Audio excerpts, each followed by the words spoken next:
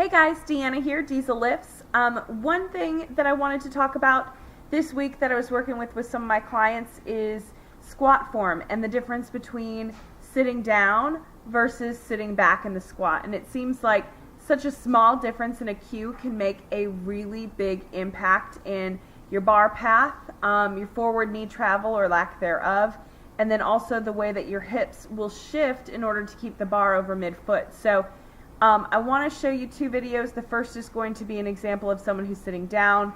Second is going to be sitting back, and we'll talk about things that can cue you to do the right thing in your squat and make that bar path more straight up and down, more efficient, and make sure that your hips are cueing the right way. So take a look at this video. If you have any questions, comment below. Thanks. So in this first, obviously very exaggerated video of what not to do, you're going to notice that my butt comes straight down instead of going out, and that's called sitting down rather than sitting back. So that does a couple things and throws you off course. First of all, you're going to notice that the butt is very close to the heel, which is causing issues. My knees are coming way far forward, which is shifting my heels up off the ground. And then with that, you're also going to notice the bar path is going to be very uneven because you're going to have to shift your hips in order to keep the bar over midfoot. A couple things to notice in the video where we're fixing those errors. You're going to see in this video where we're sitting out, we're sitting back instead of straight down.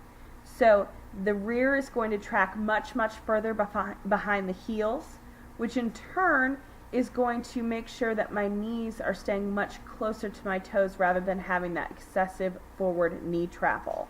I also put on some squat shoes for this set, so that's going to help anchor my heels and also give me a little bit more flexibility to where I can hit depth a lot more easily.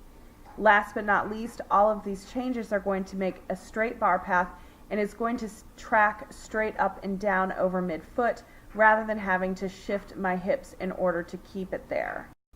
So cueing a change to make sure that we're sitting back instead of sitting straight down is really going to help with the forward knee travel. Throwing on some squat shoes obviously can help with that ankle flexibility, make you hit depth a little bit easier, but all in all, I think it all starts with where you put your rear. Make sure that you're sitting back and that it's traveling further beyond your ankles, and that's going to really help keep the bar path straight up and down, making you a more efficient squatter. So I hope that was helpful to see. If you have any questions, comments, thoughts, definitely comment below, and I hope you guys have a good week in training. Thanks.